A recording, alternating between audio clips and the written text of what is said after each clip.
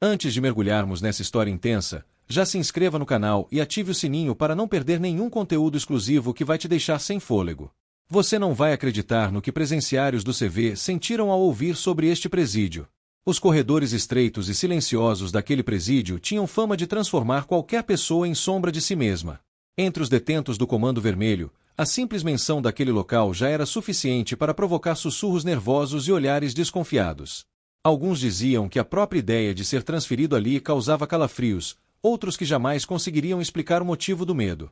Quando a notícia da transferência chegou, uma tensão quase palpável tomou conta do pavilhão. Presidiários acostumados com a dureza das prisões brasileiras começaram a trocar olhares silenciosos, como se tentassem adivinhar o que os aguardava. A mente de cada um começava a criar cenários cada vez mais sombrios. O que seria tão diferente naquele presídio? O silêncio foi quebrado apenas por passos ecoando pelo corredor. Era o momento em que os detentos entendiam que a decisão era definitiva. Ou aceitavam, ou enfrentariam consequências que ninguém ousava mencionar em voz alta. Alguns tentavam rir, outros simplesmente baixavam a cabeça. Um misto de curiosidade e terror permeava cada gesto, cada respiração contida. Um veterano do CV, tatuagens espalhadas pelo corpo e cicatrizes que contavam histórias de guerra, aproximou-se de um novato. Ouvi dizer que lá é diferente. Não é como aqui. Sua voz quase sumia no eco do corredor. Diferente como? O novato perguntou, tentando esconder o medo que subia pela espinha. O veterano apenas balançou a cabeça. Nada mais precisava ser dito. A transferência não era apenas uma mudança de presídio, era uma experiência que testava a mente e a alma. Boatos diziam que o isolamento ali era tão intenso que alguns presidiários começavam a ouvir vozes, outros desenvolviam paranoia quase instantânea. Tudo parecia conspirar contra quem chegava sem entender as regras silenciosas do local. Na noite que antecedeu a transferência, ninguém conseguiu dormir. Alguns vagavam pelos corredores, batendo portas com força, tentando espantar o pressentimento que os acompanhava. Outros se sentavam em silêncio, encarando o chão, sem trocar uma palavra. O medo era um visitante constante, e ninguém sabia se conseguiria sobreviver emocionalmente. Quando finalmente o ônibus chegou, uma tensão sufocante dominou o ar.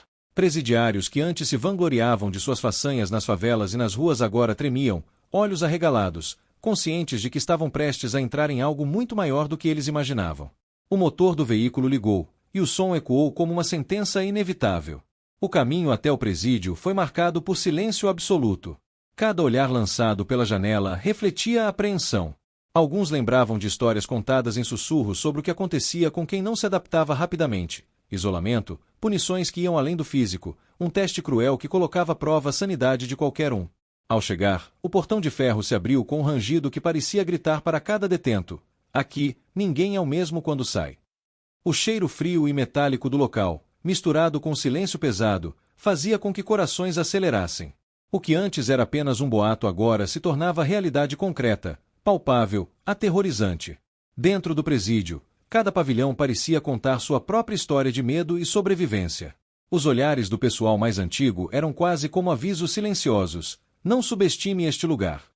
E a cada passo que davam pelos corredores, os presidiários do CV sentiam o peso de cada boato que ouviram sobre o local. Era impossível saber o que era mito e o que era verdade, mas o medo real e profundo os consumia por completo. Assim que os portões se fecharam atrás deles, um silêncio sepulcral tomou conta do pátio. Cada detento do CV olhava ao redor, tentando decifrar onde estavam e o que os aguardava. Não havia guardas visíveis nos primeiros segundos, mas o ambiente impunha respeito absoluto. Um frio cortante parecia penetrar até os ossos, e a sensação de que estavam sendo observados era constante. Os veteranos do presídio, homens mais calmos e com olhares que carregavam décadas de experiências, se aproximaram. Um deles, de voz baixa e pausada, disse: aqui, tudo é diferente. Não é apenas o isolamento, não é apenas a disciplina. Aqui vocês aprendem rápido que a mente é mais frágil que o corpo. Ninguém respondeu. Apenas ouviram. Cada palavra tinha o peso de uma sentença. O primeiro dia foi um teste silencioso. Cada detento tinha que se adaptar às regras não ditas do presídio. Movimentos precisos, respeito absoluto à hierarquia invisível, observação constante. Uma única atitude considerada desrespeitosa podia transformar o primeiro dia em uma experiência dolorosa e traumática. Alguns veteranos do CV, acostumados a desafios nas ruas e em presídios comuns, já percebiam que aquele lugar era outro nível. À noite, no pavilhão destinado aos novos transferidos, o silêncio era quase doloroso. Cada barulho, um passo, o ranger de uma porta, o chiado do encanamento, parecia amplificado. Alguns detentos começaram a cochichar histórias sobre aqueles que não sobreviveram emocionalmente nos primeiros dias, relatos de ataques de pânico, alucinações e convulsões. Não era raro que o medo se transformasse em paranoia, e a mente começasse a pregar peças. O segundo dia trouxe o contato direto com os veteranos. Havia olhares que queimavam, observando cada detalhe, postura, timidez, coragem fingida. Um desrespeito mínimo era imediatamente notado. Um dos detentos mais altos do CV, acostumado a impor respeito na cadeia, percebeu que ali ele era apenas mais um. Um simples olhar errado poderia ser interpretado como desafio, e ele logo entendeu que era melhor observar e aprender antes de agir. Os exercícios de rotina eram rigorosos e silenciosos. Cada passo era cronometrado, cada ação avaliada. Não havia discussões. Quem se mostrava vulnerável ou incapaz de se adaptar rapidamente era isolado, e os efeitos psicológicos disso eram devastadores. Os veteranos observavam como predadores silenciosos, esperando que os novatos cometessem algum deslize. Na terceira noite, as histórias começaram a se tornar realidade. Um dos recém-chegados começou a ouvir vozes. No início, achou que eram apenas rumores ou sua própria mente pregando peças. Mas, aos poucos, os sussurros se tornaram claros, quase audíveis, vozes que pareciam vir das paredes, do chão, do teto. O medo tomou conta, e ele percebeu que aquela fama do presídio não era mito. Durante o quarto dia, um conflito interno se instalou entre os detentos do CV. A tensão entre aqueles acostumados a liderar nas ruas e os mais cautelosos do presídio começou a aparecer. Mas rapidamente perceberam que qualquer confronto aberto seria desastroso. O sistema interno daquele presídio não tolerava desafios diretos. As lições eram aprendidas na observação silenciosa e na adaptação imediata. O quinto dia trouxe uma percepção ainda mais assustadora, a sensação de que todos os passos, todos os movimentos, estavam sendo monitorados constantemente. Não havia câmeras visíveis, mas a presença dos veteranos, a forma como eles olhavam, fazia com que cada novo presidiário se sentisse como se estivesse sob microscópio. A paranoia começou a corroer lentamente a confiança de cada um. No sexto dia, o isolamento psicológico começou a se manifestar mais fortemente. Alguns detentos eram levados para celas individuais, sem contato visual com outros.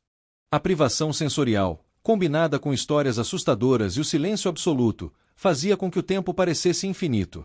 O medo deixava de ser apenas físico, agora, ele corroía a mente. Um dos líderes do CV tentou manter a moral do grupo, incentivando os outros a se manterem fortes.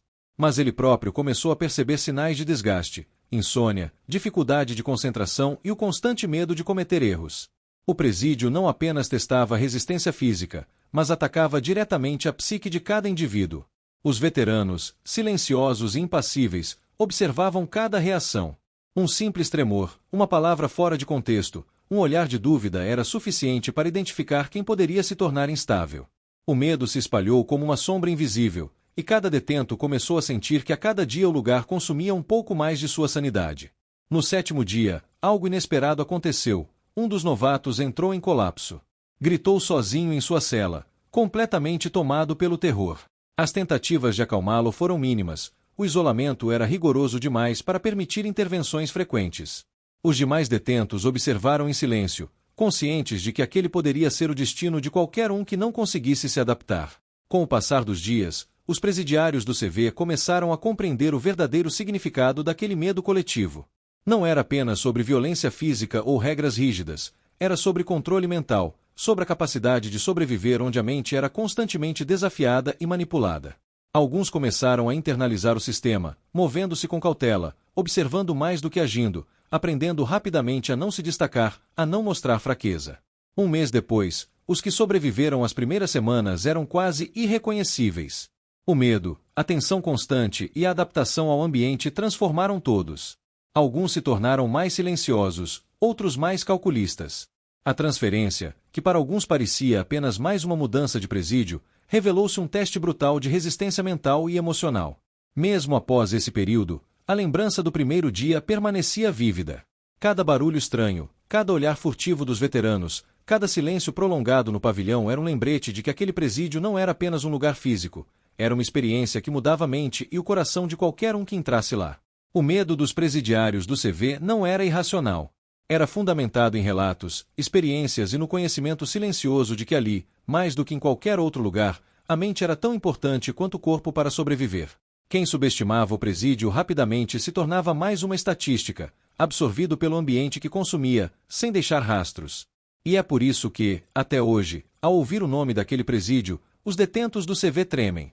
Não por violência visível, mas por algo muito mais profundo: o poder de transformar qualquer homem em sombra de si mesmo, deixando para trás apenas a sobrevivência da mente e a memória do medo que nunca se esquece.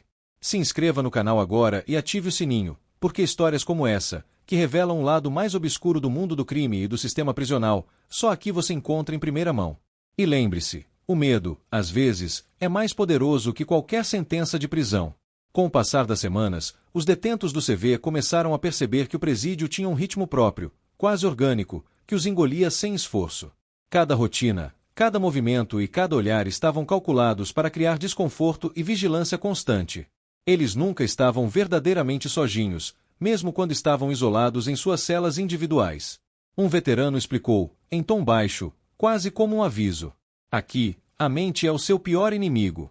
Cada medo que vocês têm, cada dúvida, é amplificada. Não subestimem isso. Os novatos não precisaram de mais palavras. A realidade falava por si. Pequenas falhas, hesitações ou sinais de medo eram notados e anotados. E, para cada erro, havia consequências silenciosas, mas devastadoras. Durante as inspeções, os guardas raramente diziam uma palavra. Mas cada gesto, cada olhar, cada toque era calculado para marcar território. Os presidiários aprenderam rapidamente a caminhar com passos precisos, manter os olhos baixos quando necessário e observar cuidadosamente cada detalhe do comportamento dos outros. Aqueles que se destacavam de forma negativa eram rapidamente isolados. À noite, o silêncio absoluto se transformava em uma presença física. Um chiado vindo do encanamento, o rangido de uma porta ou até mesmo a sombra projetada pela luz fraca eram suficientes para gerar paranoia. Um grupo de detentos começou a cochichar sobre figuras que apareciam nas celas durante a madrugada. Sombras, talvez fruto da imaginação, mas assustadoramente reais. Os relatos de antigos detentos reforçavam a lenda. Alguns desmoronavam mentalmente após poucos dias. Outros, após semanas, ficavam mais cautelosos, frios, calculistas. Aqueles que não se adaptavam eram rapidamente removidos para isolamento total, e poucos retornavam mentalmente intactos. O presídio funcionava como um grande filtro psicológico, moldando homens à sua imagem de silêncio, medo e obediência. No segundo mês, uma tensão silenciosa cresceu entre os recém-chegados. Alguns tentavam se impor, mostrando coragem, mas logo percebiam que coragem ali era diferente da bravura das ruas. Cada desafio era absorvido pelo sistema interno do presídio. O silêncio, a observação e a disciplina transformavam a resistência em exaustão mental. Certa madrugada, uma briga quase começou no pavilhão. 2 detentos se encararam, cada um tentando medir o outro. Mas antes que qualquer golpe fosse desferido, um veterano interveio com uma simples frase: aqui não é vocês contra nós. É vocês contra vocês mesmos. As palavras ecoaram pelos corredores e silenciaram os mais impulsivos. O medo, o respeito e a cautela tornaram-se uma única e inseparável consciência. Os dias seguintes foram ainda mais desafiadores. Exercícios físicos eram rigorosos, mas o verdadeiro teste era mental. Cada comando, cada tarefa, cada olhar dos veteranos era projetado para testar a paciência, a resistência e a sanidade. Os novatos começaram a perceber que qualquer distração poderia ser fatal, não fisicamente, mas psicologicamente. A paranoia tomou forma concreta quando começaram a ouvir passos que não existiam, sussurros que desapareciam no ar, e uma sensação constante de que estavam sendo seguidos. Alguns detentos começaram a falar sozinhos, outros a se mover com extrema cautela, evitando qualquer contato desnecessário.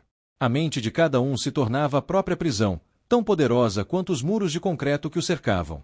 No terceiro mês, aqueles que permaneceram começaram a internalizar as regras invisíveis do presídio. Não havia gritos, apenas observação constante. Os veteranos já não precisavam intervir, a própria estrutura do local moldava cada ação. Aqueles que antes eram líderes nas ruas se tornaram silenciosos, calculistas e cautelosos. A transformação era lenta, mas inevitável. Um dia, durante a contagem noturna, um detento recém-chegado se perdeu em seus próprios pensamentos.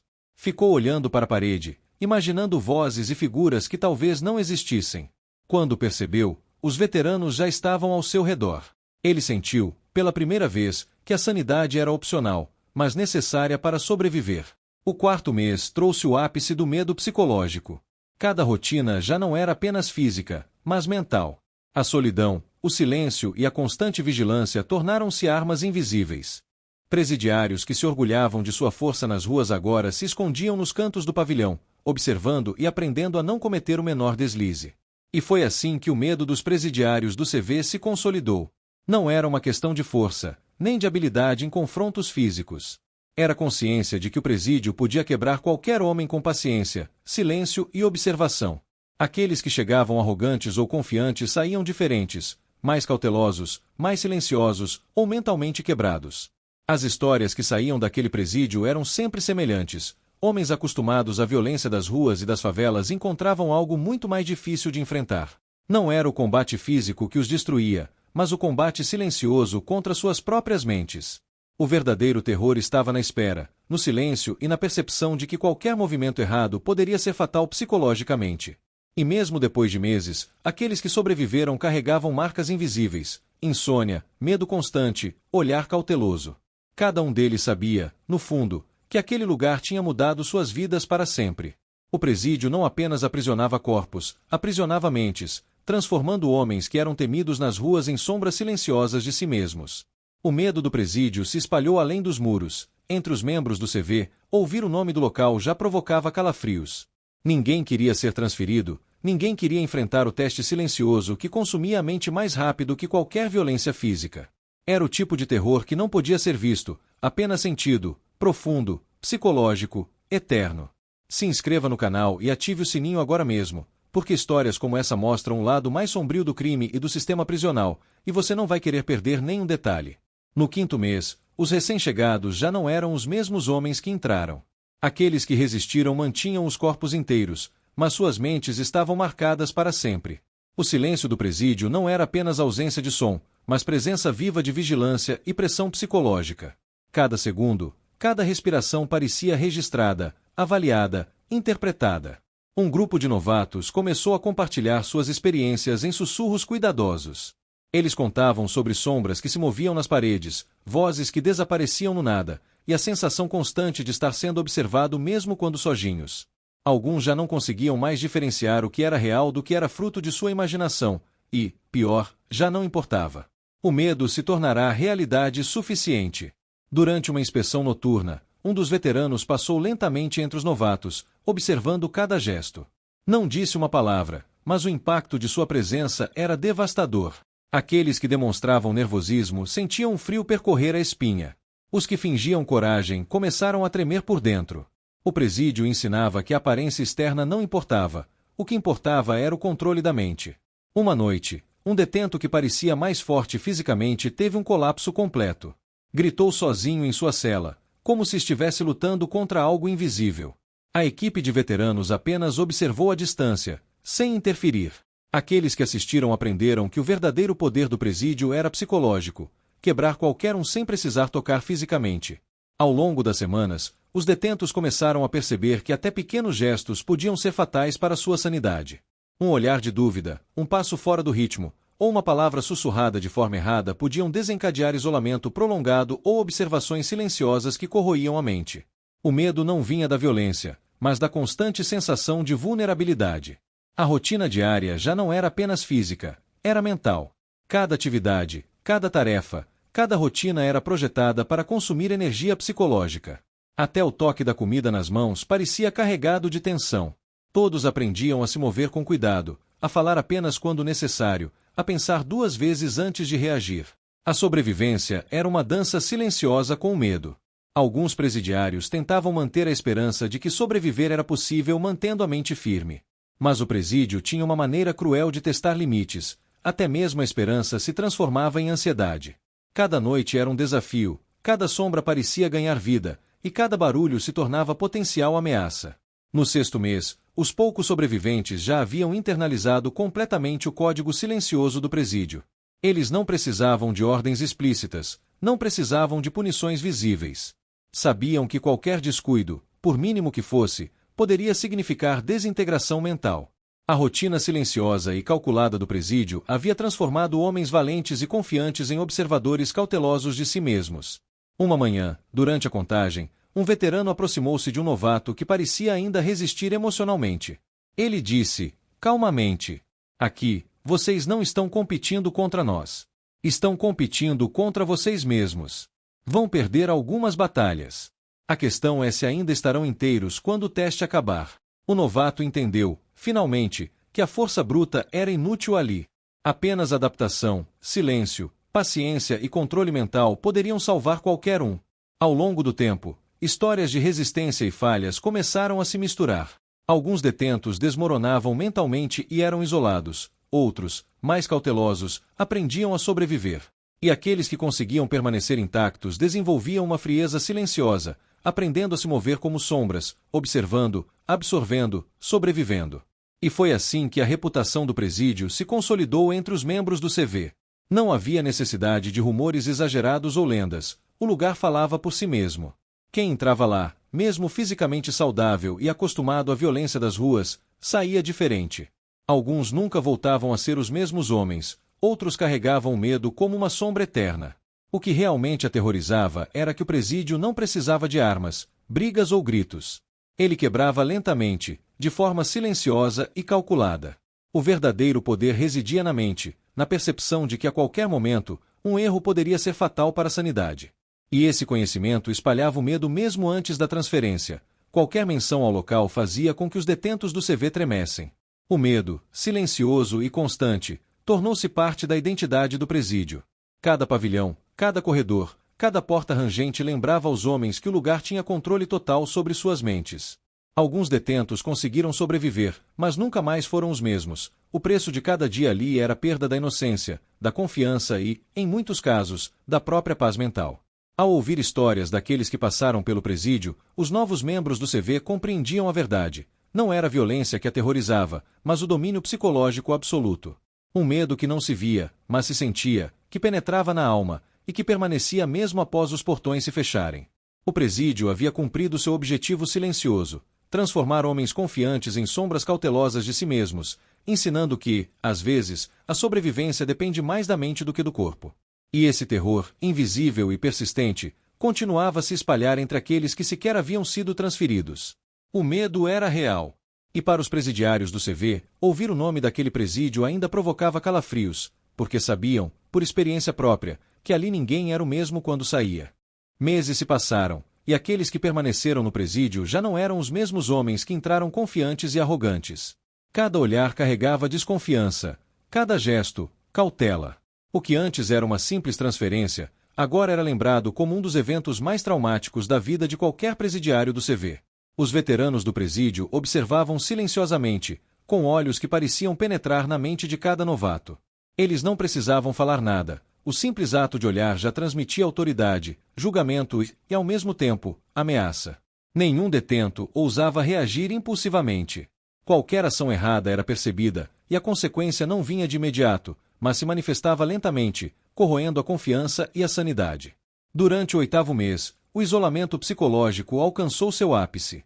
As celas individuais eram pequenas, frias e silenciosas. O relógio parecia parar, e cada minuto se arrastava como uma eternidade. Presidiários relatavam sentir sombras se movendo, ouvir passos que não existiam e até vozes de outros detentos que desapareciam sem origem. A mente se tornava o maior inimigo. Os confrontos físicos eram raros, mas o confronto psicológico era constante. Um novato que tentava se impor ou questionar regras era rapidamente isolado ou observado de forma tão intensa que sua própria mente começava a sabotar suas ações.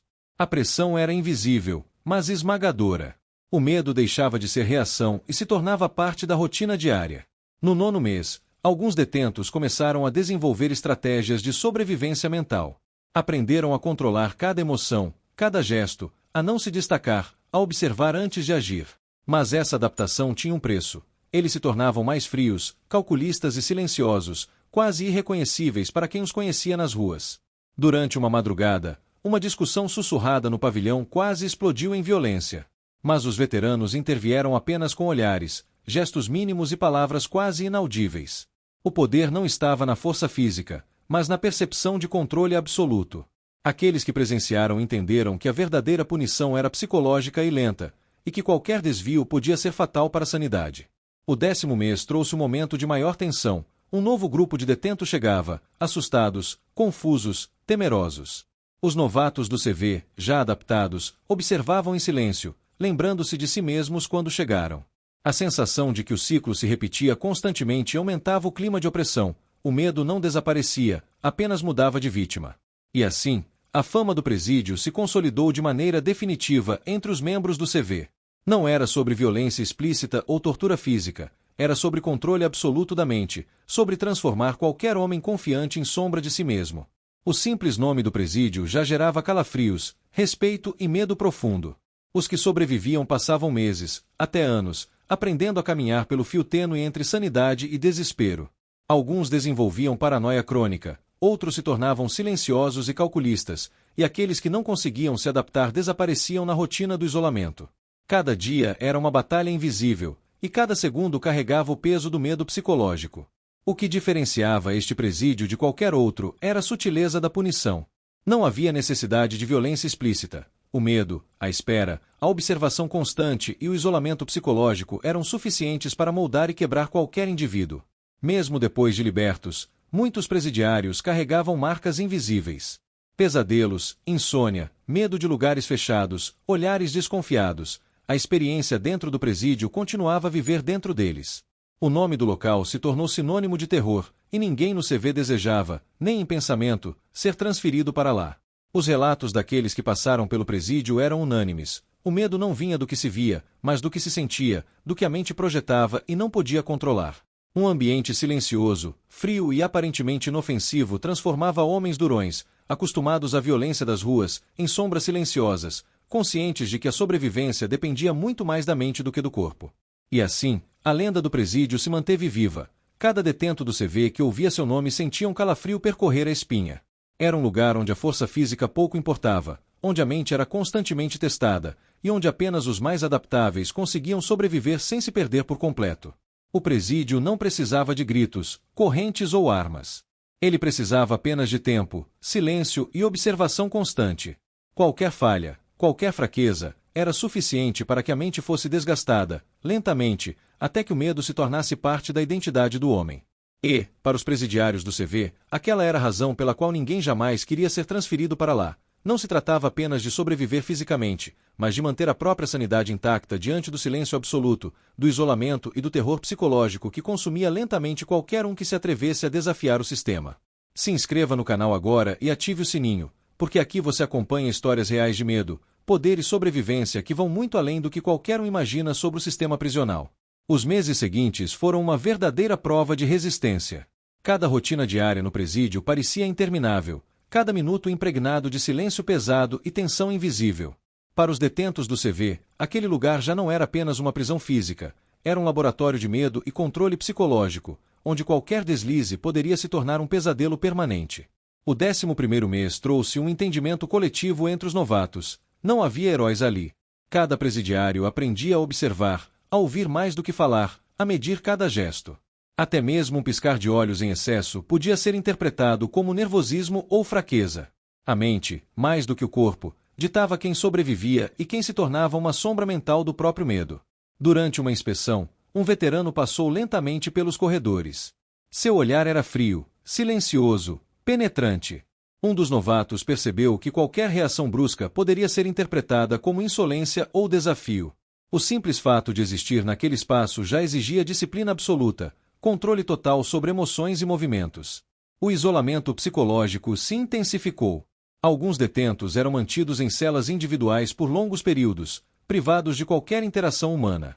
A solidão transformava o tempo em algo tangível e sufocante. Cada barulho ecoava como se fosse um alerta, cada sombra parecia ganhar vida própria. O medo era constante, invisível, mas esmagador. O 12º mês marcou o ápice da transformação dos presidiários. Aqueles que chegavam confiantes e dominantes nas ruas agora se moviam como sombras silenciosas. Olhares baixos, fala medida, gestos mínimos, cada detalhe era calculado para não atrair atenção. O presídio havia cumprido seu objetivo silencioso, moldar homens, quebrar egos e forçar adaptação absoluta. Os veteranos, observando, sabiam que o verdadeiro poder daquele lugar estava na paciência. Não era necessário violência direta. O medo psicológico e a observação constante eram mais eficientes do que qualquer cadeia de ferro. Um simples olhar, uma presença silenciosa, ou até mesmo a ausência de qualquer ação podia gerar desespero nos novatos. Histórias começaram a circular silenciosamente entre os presidiários, relatos de homens que haviam desmoronado, surtado ou enlouquecido diante da pressão constante.